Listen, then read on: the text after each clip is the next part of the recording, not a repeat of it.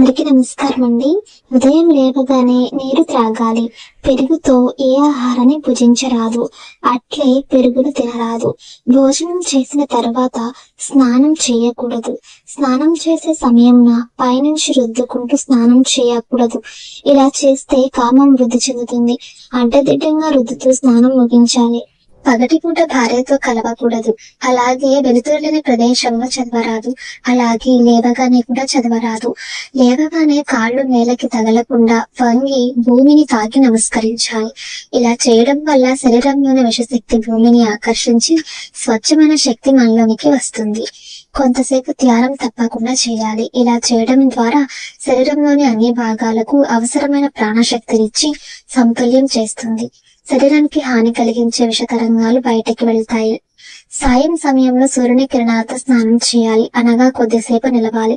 దానివల్ల అనేక చర్మ వ్యాధులు రాకుండా శరీరం వజ్రంగా తయారవుతుంది. ఆ సమయంలో సూర్యకిరణాల్లో డి విటమిన్ ఉంటుంది. రోజు మొత్తం మీద ఒక్కసారి వేడి ద్రవాన్ని తాగాలి. అంటే టీ, కాఫీ. భోజనాన్ని కూర్చొని భుజించండి. దీనివల్ల శరీరానికి ఎంత ఆహారం కావాలో అంతే తీసుకుని ఆపై ఇక చాలు అనే సంకేతం పంపిస్తుంది. తద్వారా అతి ఆహారం తీసుకుని అనారోగ్యం పాలు కాకుండా ఉండగలము. భోజనం చేసిన వెంటనే నిద్రపోవద్దు. అలా నిద్రపోతే మీతో పాటు ఆహారాన్ని శుద్ధి చేసి రక్తంగా మార్చాల్సిన అవయవాలు నిద్రిస్తాయి. దాంతో అజీర్ణము, మలబద్ధకం, ఇతర సమస్యలు వస్తాయి. రాత్రిపూట పడక గదులు, కిటికీలు, తలుపులు తెరిచి నిద్రించకండి.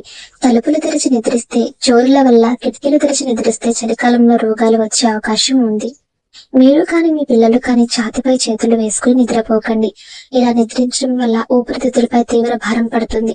కూర్చున్నప్పుడు చేతులపై తలను ఉంచి విశ్రమిస్తారు కొందరు. అలా చేయడం వల్ల మెదడుకి రక్త సరఫరా సరిగా అవ్వదు.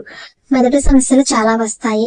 తిరిగి వచ్చి లేదా చెమటలు కారుతూ ఉన్నప్పుడు స్నానం చేయరాదు. చెమట వస్తుంటే శరీరంలో వేడి పెరిగినట్టు. అలాంటప్పుడు స్నానం చేస్తే శరీరంలో వేడి పడిపోతుంది. దాంతో చెమట రావడం ఆగిపోతుంది. చెమట అనేది చెడు. ఆ చెమటను బయటకు రాకుండా స్నానం ఆ సమయంలో చేయరాదు. రాత్రిపూట చంద్రుని, నక్షత్రాల్ని కొద్దిసేపు చూడండి. దీని ద్వారా కనులకు దృష్టి శక్తి పెరుగుతుంది. మనసుకు ప్రశాంతత కలుగుతుంది. నది, సముద్ర స్నానం చేసేవారు స్నానం అయ్యాక వెంటనే తొలుతుగా వీపు తుడుచుకోవాలి. శరీరంలో అన్ని భాగాల కంటే వెన్నెముక ఎక్కువ చల్లదనం అవుతుంది. అలా చల్లదనం అవ్వడం ఆరోగ్యం కాదు. అరటి పండును తినగానే మజ్జిగ త్రాగరాదు. అలాగే మజ్జిగనంలో అరటి పండు వద్దు. ఇలా తీసుకోవడం వల్ల అరటి పండు జీర్ణ వ్యవస్థకు చేరేలోపు కడుపులో నాని విషపూరితం అవుతుంది. స్త్రీని పాలు పొంగకుండా జాగ్రత్తగా ఉండాలి. దీనివల్ల ధన నష్టం. అంతేకాదు, పాలు మంట మీద పడడం ద్వారా వచ్చే గాలి మంచిది కాదు. పాలు పొంగించడం వేరు, మంట ఆరిపోయేదాకా పాలు పొంగిపోవడం వేరు. భర్తకు, పిల్లలకు, బంధువులకు, అతిథులకు స్త్రీ గాజులు వేసుకోకుండా వడ్డించకూడదు.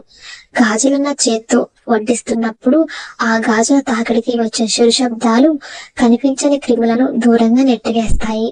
స్త్రీలు నడుమునకు కింది భాగంలో బంగారపు నగలు ధరించరాదు. పై భాగాన్ని ధరించిన బంగారం నగలకి తగిలిన గాలి మంచిది. నడుం క్రింది భాగం మలమూత్రాలకు సంబంధించిన ప్రాంతము. ఆ ప్రాంతాన్ని తగిలిన గాలి బంగారాన్ని తాకితే విషగాలవుతుంది. దానికి తోడు బంగారం లక్ష్మీ స్వరూపం. తేనె, నెయ్యి కలిపి భుజించరాదు. అతిగా లావుగా ఉన్నవారు గోధుమలతో చేసిన ఆహారాన్ని స్వీకరించాలి. ఒళ్ళు నొప్పులు ఉన్నవారు మాంసాహారానికి దూరంగా ఉండాలి. చేపలను ఆహారంగా తీసుకుంటున్నప్పుడు పాలు, పాల పదార్థంలో విడిచి భుజించాలి. పాలతో అరటి పండ్లను, వేరుశనక్కాయలను బెల్లంతోనూ తీసుకోవాలి.